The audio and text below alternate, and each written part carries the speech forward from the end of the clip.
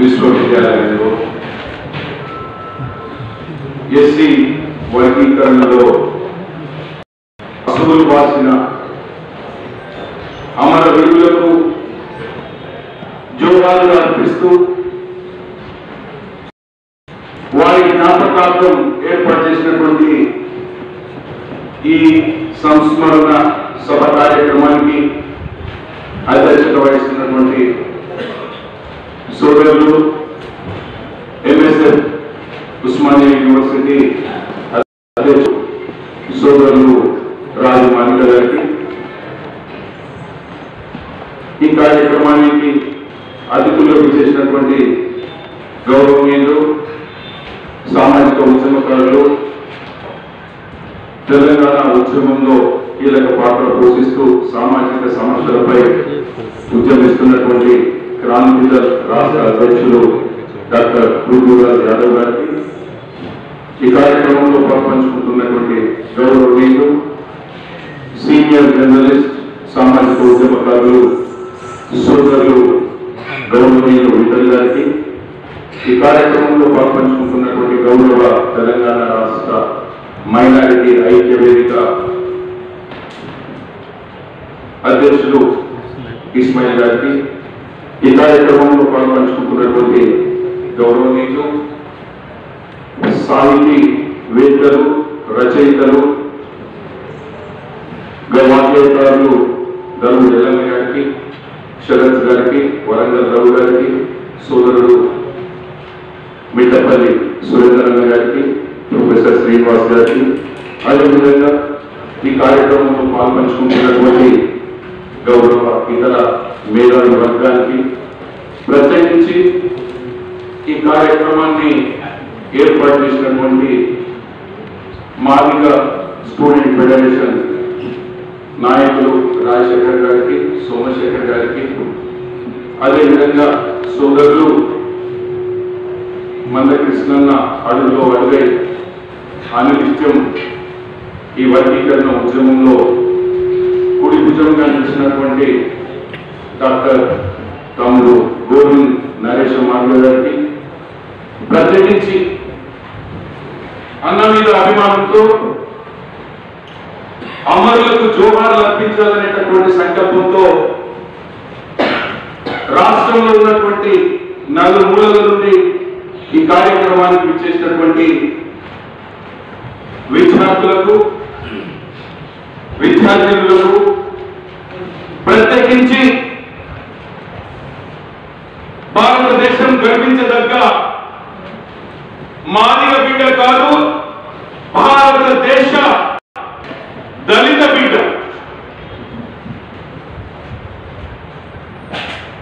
మాదిగలపై జరుగుతున్నటువంటి అన్యాయాలపై కాకుండా దళిత జాతి ఎదుర్కొంటున్నటువంటి అనేక సమస్యలపై ప్రశ్నిస్తూ, ప్రభుత్వాలను నిలదీస్తూ ఎన్నో సామాజిక సమస్యలపై ఉద్యమించి వాటి ప్రతిఫలాలను పేదలకు అందించి కులాలకు అతీతంగా, మతాలకు అతీతంగా ఈ భారతదేశంలో ఉన్నటువంటి దళితులే కాకుండా బడుగు బలహీన వర్గాల వాళ్ళు, అగ్రవర్ణాల్లో ఉన్నటువంటి పేదలు బాగుండాలనేటటువంటి సంకల్పంతో వారి జీవితాన్ని త్యాగం చేసి ఈరోజు ఈ తెలంగాణ రాష్ట్రంలో విద్యా వ్యవస్థలో ఉస్మానియా విశ్వవిద్యాలయం అనేటటువంటిది ఒక శరీరం అయితే ఆ శరీరానికి ఆర్ట్స్ కాలేజీ ఒక గుండె లాంటిది. అలాంటి ఒక రాజభవనంలో ఉన్నటువంటి ఆర్ట్స్ కాలేజీలో నా మాదిగ సోదరి మనులు డప్పులతో స్వాగతం పలికి, నృత్యాలతో కాళ్ళకి గజ్జలు కట్టుకొని గౌరవంగా స్వేచ్ఛగా స్వాతంత్రంగా నృత్యాలు చేస్తూ పద్మశ్రీ మందకృష్ణన్నకి స్వాగతం పలికారు అంటే అది ఎవరు చేసినటువంటి త్యాగం, ఎవరు ధైర్యం, ఎవరిచ్చినటువంటి ఆత్మవిశ్వాసం మిత్రులారా? వారే మన దళిత జాతి ముందు బిడ్డ.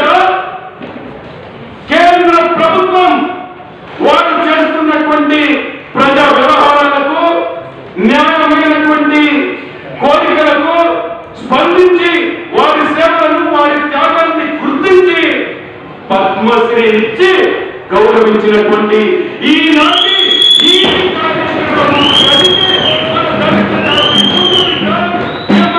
వ్యవస్థాపక అధ్యక్షుడు గౌరవనీయులు అభినవ అంబేద్కర్ మందకృష్ణ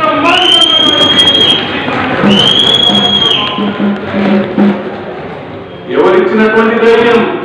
ఈ రోజు మాదిగ జాతే కాదు, తెలుగు రాష్ట్రాలలోనే కాదు, యావత్తు భారతదేశంలో దళితులందరూ గర్వంగా చెప్పుకునే, ధైర్యంగా చెప్పుకునేటటువంటి ఒకే ఒక్క పేరు మందకృష్ణ మాదిగ.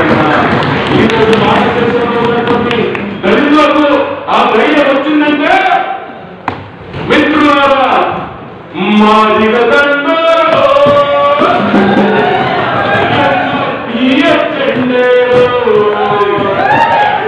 మందకృష్ణ మాదిగ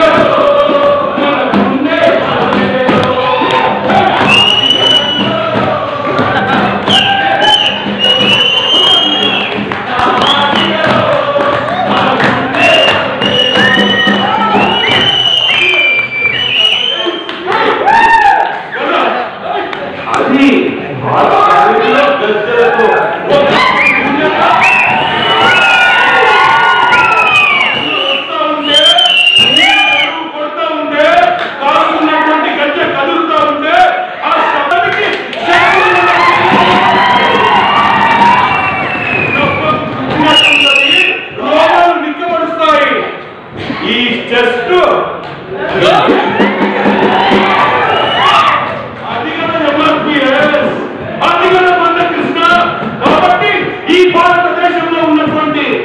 దళిత జాతులకే కాదు, అగ్రవర్ణాల్లో ఉన్నటువంటి పేదలకు కూడా న్యాయం చేసి వారి తరఫున పోరాటం చేసినటువంటి ఘనత మందకృష్ణలకు ఉంది. కాబట్టి ఈ ఉస్మానియా విశ్వవిద్యాలయ పూర్వ విద్యార్థిగా, విద్యార్థి నాయకుడిగా 2001 నుండి 2007 న్యాయ శాస్త్ర విద్యార్థిగా, ఒక పిహెచ్డి చేసినటువంటి వ్యక్తిగా 2007లో గురుత్వం వచ్చిన తర్వాత మళ్ళీ 18 సంవత్సరాల తర్వాత నా గడ్డపై సామాజిక ఉద్యమం.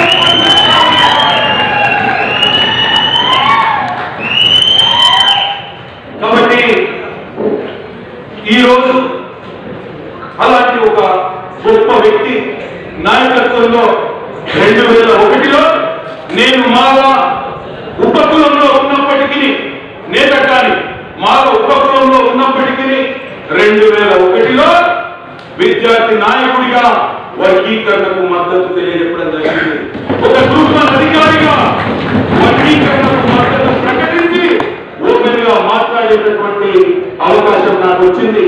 పార్లమెంట్ సభ్యుడిగా లోక్సభలో వర్గీకరణ బిల్లుపై మాదిగలకు న్యాయం జరగాలి, వర్గీకరణ జరగాలని మాట్లాడినటువంటి వ్యక్తిని మిత్రులారని. కాబట్టి ఈ రోజు అన్న నాయకత్వంలో మరొకసారి పనిచేసేటటువంటి అవకాశం వచ్చినందుకు అదృష్టవంతుడిగా భావిస్తూ అన్నకు ప్రత్యేక కృతజ్ఞతలు తెలియజేస్తా ఉన్నాను మిత్రులారా. ఈరోజు అన్న గురించి మాట్లాడుతూ ఉన్నాను. అన్న గురించి 2 నిమిషాలు, ఆ తర్వాత సబ్జెక్టు గురించి 2 నిమిషాలు, 4 నిమిషాలలో నా ప్రసంగాన్ని ముగిస్తాను. దయచేసి ఇక్కడ విచ్చేసినటువంటి వాళ్ళందరూ కూడా జ్ఞానం ఉన్నటువంటి వాళ్ళు, మీరందరూ గ్రామాల్లో, మండలాల్లో, జిల్లాల్లో చర్చలు వచ్చినప్పుడు, డిబేట్ వచ్చినప్పుడు, డిస్కషన్ వచ్చినప్పుడు మన న్యాయపరమైనటువంటి అంశాలను ఇతర కులాల వాళ్లకు చెప్పి మన పరిజ్ఞానంతో, సబ్జెక్టుతో వాళ్ళని మెప్పించి ఒప్పించాల్సినటువంటి బాధ్యత మీ మీద ఉంది. కాబట్టి 2 నిమిషాల సబ్జెక్టు గురించి కూడా మాట్లాడాలి. ఈరోజు 30 సంవత్సరాల పోరాటం తర్వాత కేంద్ర ప్రభుత్వం చేయడం వల్ల 7 రాజ్యాంగ ధర్మాసనం ఉన్నటువంటి జడ్జీలలో 6 జడ్జీలు వర్గీకరణ చేసుకునేటటువంటి హక్కు రాష్ట్రాలకు ఉందని చెప్పి జడ్జిమెంట్ ఇవ్వడం జరిగింది. జడ్జిమెంట్ ఇచ్చిన తర్వాత దాంట్లో భాగంగానే ఈ రాష్ట్రంలో ఉన్నటువంటి కాంగ్రెస్ ప్రభుత్వం గౌరవ ముఖ్యమంత్రి గారు మేము వర్గీకరణను అమలు చేసేటటువంటి మొట్టమొదటి రాష్ట్రం అని చెప్పి శాసనసభలో ప్రకటన చేయడం జరిగింది. ఆ ప్రకటన చేసిన తరువాత కాంగ్రెస్ పార్టీలో ఉన్నటువంటి మాల పెట్టుబడిదారులు, కాంగ్రెస్ పార్టీలో ఈ నిర్ణయాలను ప్రభావితం చేసేటటువంటి ఢిల్లీలో కూర్చున్నటువంటి మాల సామాజిక వర్గ నాయకుడు, ఏఐసిసి అధ్యక్షులు మల్లికార్జున్ ఖర్గే గారు, సిడబ్ల్యూసిలో ఉన్నటువంటి మరొక మాల కీలక నాయకుడు కొప్పుల రాజు గారు, అదే విధంగా ఈ తెలంగాణ రాష్ట్రంలో డబ్బుంటే మేము ఏదైనా చేయగలుగుతామో, మాదిగలను ఇతర ఉపకులాల యొక్క హక్కులను మేము కోసుకుంటాము అని చెప్పి మాల ముసుగులలో ఉన్నటువంటి వివేక్ వెంకట స్వామి గారు ఈ వర్గీకరణను అంతర్గతంగా అడ్డుకోవడానికి ప్రణాళికలు చేస్తున్నటువంటి సందర్భంలో అది పసిగట్టినటువంటి మన మండే సూర్యుడు నెల్సన్ మండేలా పిలుపునిచ్చినాడు. మన హక్కులను కాపాడుకోవడం కోసం అసూరు వాసిన వర్గీకరణలో అసూరు వాసిన అమరుల లక్ష్యాలు నెరవేర్చాలనేటటువంటి సంకల్పంతో అది పసిగట్టి ప్రభుత్వానికి హెచ్చరిక జారీ చేసి 1,00,000 డబ్బులు వేలని శ్రీకారం చుట్టడం జరిగింది. నిజంగా వర్గీకరణ అనేటటువంటిది మాదిగ బిడ్డలపై ప్రేమ ఉంటే అది శాస్త్రీయంగా జరగాలి, మానవత దృక్పథంతో జరగాలి తప్ప రాజకీయ కోణంలో జరగకూడదు. నువ్వు క్రెడిట్ తీసుకోవడానికి నేను వర్గీకరణ చేస్తాను, ఆ క్రెడిట్ నాకు దక్కాలని తీసుకోవడానికి ఇది జీవితాలకు సంబంధించినటువంటి అంశం.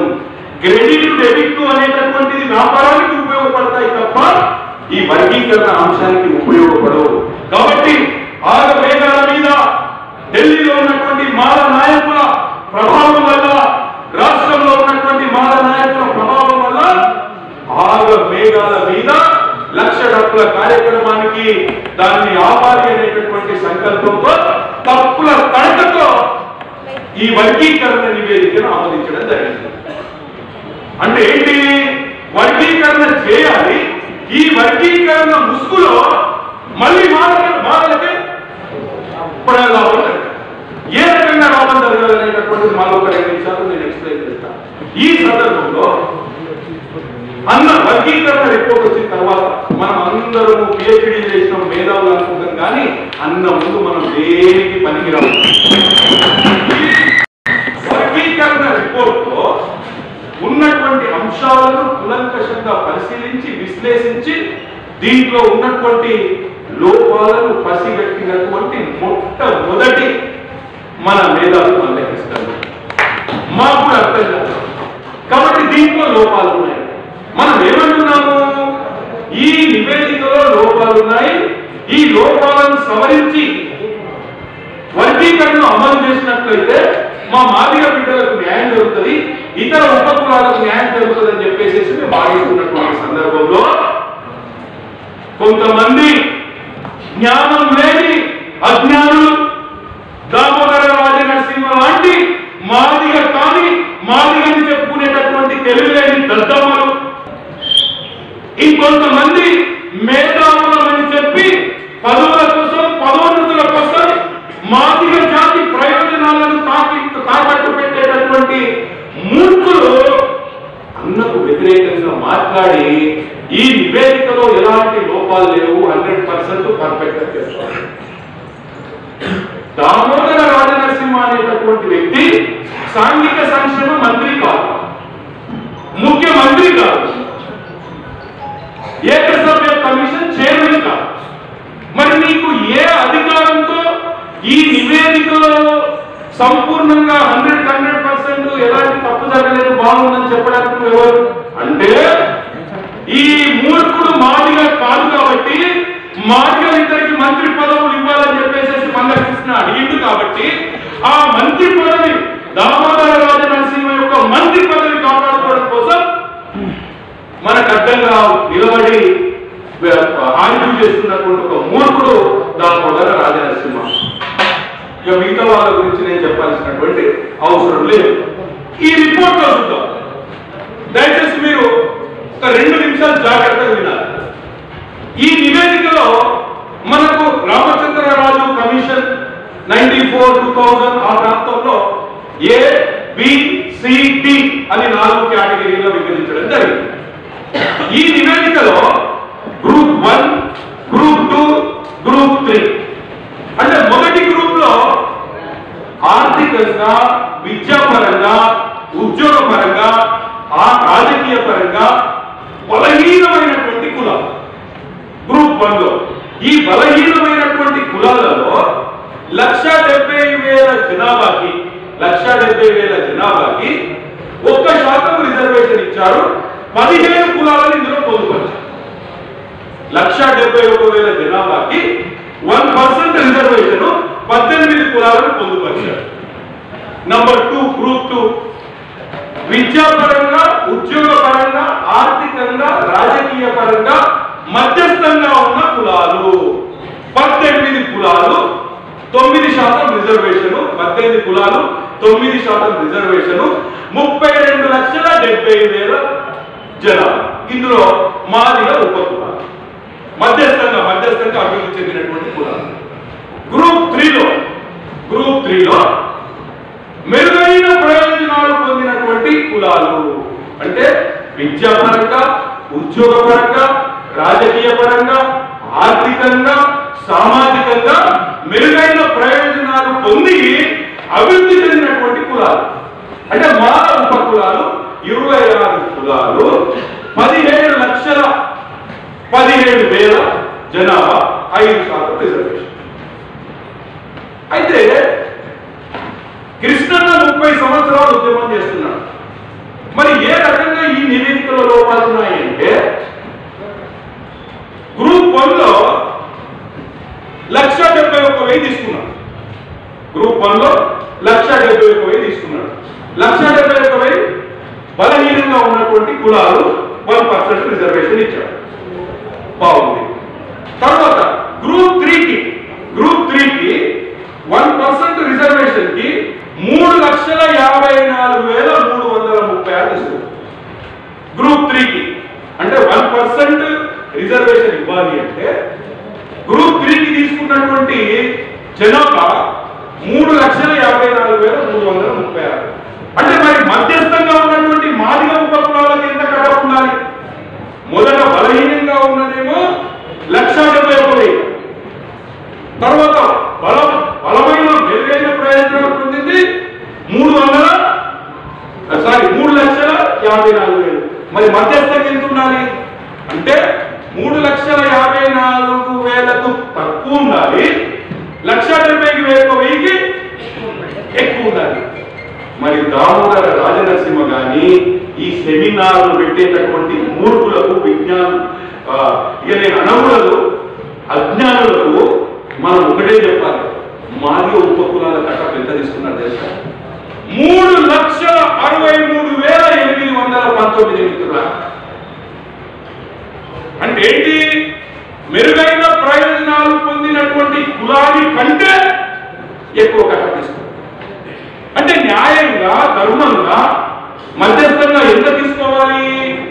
2,62,980 తీసుకోవాలి. 2,62,000 తీసుకోవాలి. మనకు 2,62,000 తీసుకున్నట్లయితే మాదిగ ఉపకులాలకు 12.45% రిజర్వేషన్.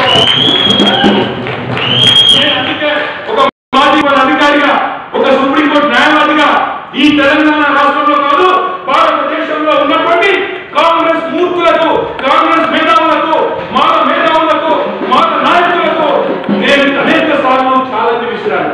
దమ్ముంటే రండి పత్రికల ముందు పోయి అది తీసుకోకపోను 3 లక్షలు తీసుకున్నా. 1%కి 3 లక్షలు తీసుకున్నా 11% మనకి రిజర్వేషన్ రావాలి. మాది మరి నిజంగా ఒక దామోదర రాజనరసింహ కానీ ఇంకొంతమంది మూర్ఖులు కానీ మేధావులు కానీ మరి దీని గురించి మాట్లాడట్లేదు. మనము మందకృష్ణన్న కానీ మందకృష్ణన్న అడుగులో అడిగై ప్రయాణం చేస్తున్నటువంటి మేము సామాజిక న్యాయంలో భాగంగా ఏమడుగుతున్నాము? ఈ నివేదికలో ఉన్నటువంటి లోపాన్ని సవరించి వర్గీకరణ అవ్వదేమంటున్నాం. మందకృష్ణన్నని ఏ రకంగా ఈ సమాజానికి చూపెట్టడానికి ప్రయత్నం చేస్తా ఉన్నారు. మందకృష్ణన్న వర్గీకరణకు అడ్డం పడుతున్నాడు. సిగ్గుంది, జ్ఞానం ఉంది, గుర్తున్నటువంటి మాట కదా మిస్టర్ దామోదర రాజనరసింహ. నా మాదిగ సమాజమే కాదు, ఈ తెలంగాణ రాష్ట్రంలో భారతదేశంలో ఉన్నటువంటి దళిత సమాజం అంతా నువ్వు వివేక్తో కుమ్ముక్కయ్యావు అనేటటువంటి అంశాన్ని పసిగట్టింది. ఏమయ్యాడు?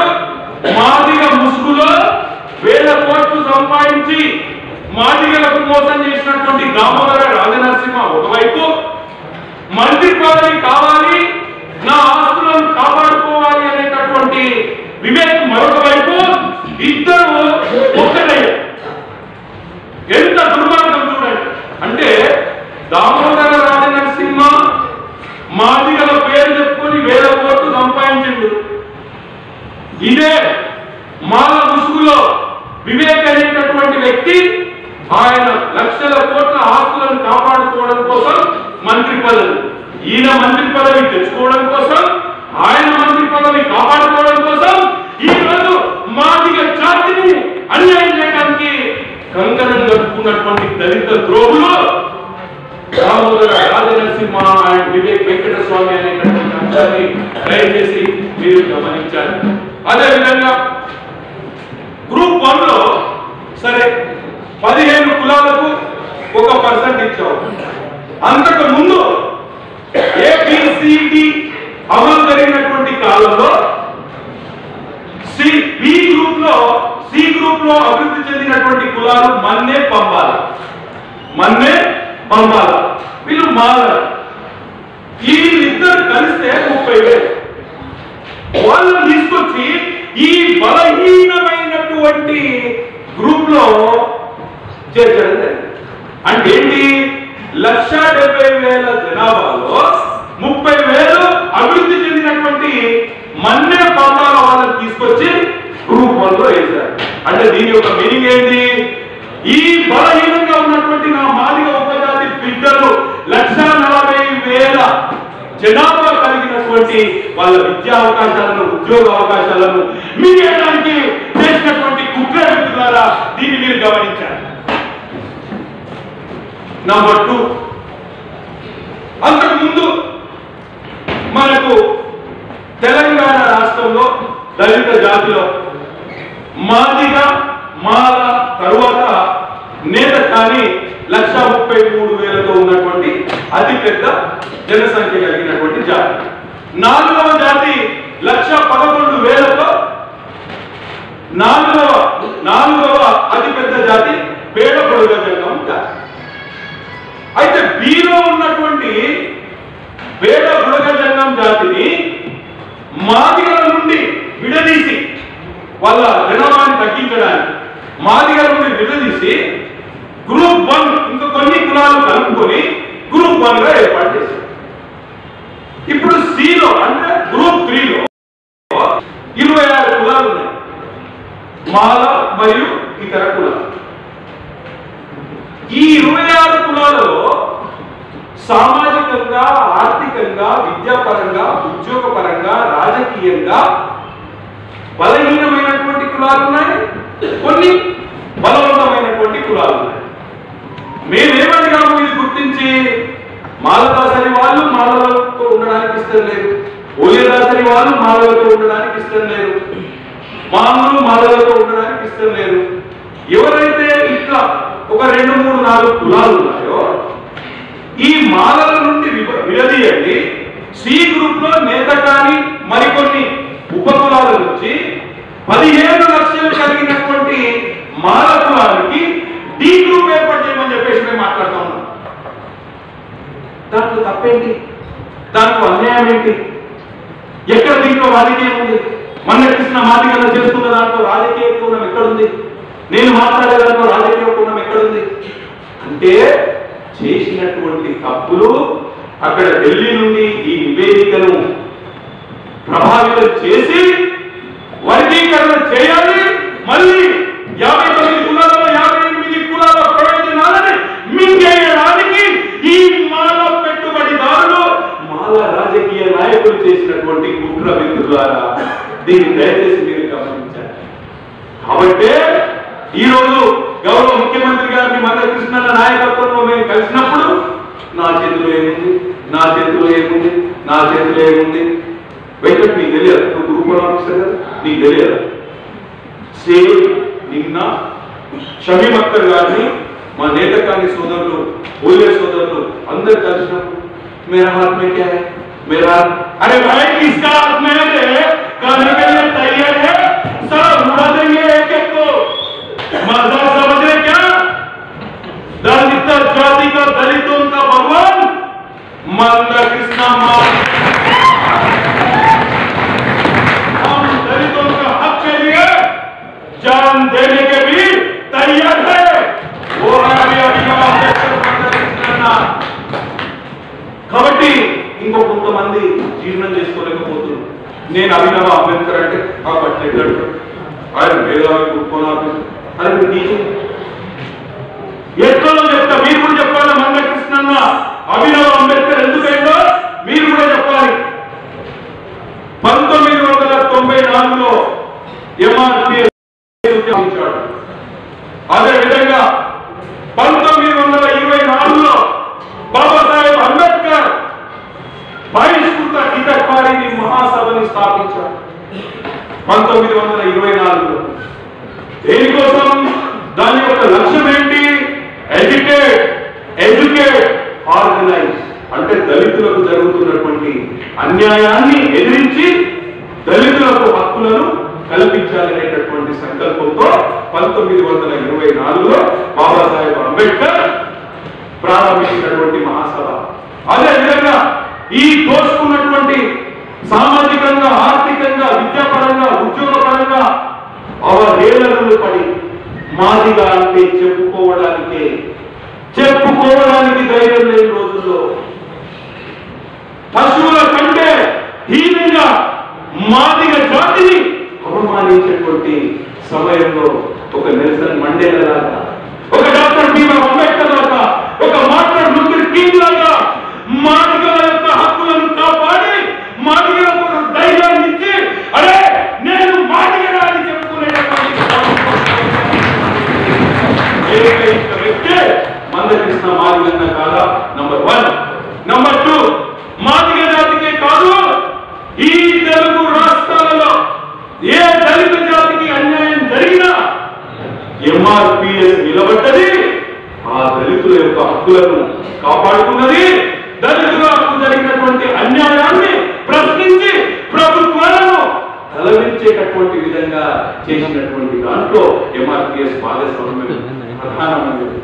అదేవిధంగా సామాజిక సమస్యల్లో ఈ రోజు చిన్నపిల్లలకు గుండె జబ్బుల ఆపరేషన్లు, వికలాంగులకు హక్కులు, పేదవాళ్లకు పెన్షన్లు, ఏ సామాజిక సమస్య జరిగినా మందకృష్ణ మాదిగన్న ముందుంటాడు.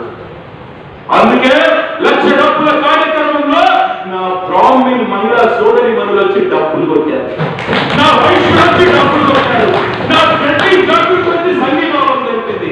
కాబట్టి మందకృష్ణన్న కేవలం దళిత మాదిగ జాతి ముద్దు బిడ్డే కాదు, దళిత జాతి ముద్దు బిడ్డే కాదు, కులాల ఖచ్చితంగా, మతాల ఖచ్చితంగా ఈ భారతదేశం గర్వించదగ్గ కాబట్టి కేంద్ర ప్రభుత్వం ఆయన సేవలను గుర్తించి పద్మశ్రీనిచ్చి 140 కోట్ల భారత జాతిని భారతీయులను గౌరవిస్తున్నది. కాబట్టి ఇది ఒక ఎత్తు అయితే, రెండో అంశం 1944లో బాబాసాహెబ్ అంబేద్కర్ గారు కాన్పూర్లో షెడ్యూల్ కాస్ట్ కాన్ఫరెన్స్ లో ఒక మాట చెప్తాడు. సామాజిక న్యాయం అంటే ఏ రకంగా ఉండాలని. సామాజిక న్యాయం అంటే ఆ అంతరాలను తొలగించాలి అంటే జనాభా ప్రాతిపాదికన ఏ కులానికి ఎంత జనాభా ఉంటే అంత రిజర్వేషన్ ఇవ్వాలని చెప్పి 1944 చెప్పారు. అంబేద్కర్ చెప్పినటువంటి ఆలోచన విధానాన్ని పుణిపుచ్చుకొని ఈ రోజు ఎంఆర్పిఎస్ స్థాపించి 1994లో స్థాపించి ఆయన కుటుంబాన్ని ఆరోగ్యాన్ని త్యాగం చేసి ఈ రోజు 2025లో వర్గీకరణకు సంబంధించినటువంటి అనుకూలమైనటువంటి తీర్పు వచ్చింది. కాబట్టి మిత్రులారా, మందకృష్ణ మాదిగన్నకు మాదిగ స్టూడెంట్ ఫెడరేషన్ గత 30 సంవత్సరాల నుండి ఏ అండగా నీడగా తోడుగా ఉంటూ ఈ వర్గీకరణ సాధించేటటువంటి అంశంలో మీది ప్రధాన భూమిక పోషించి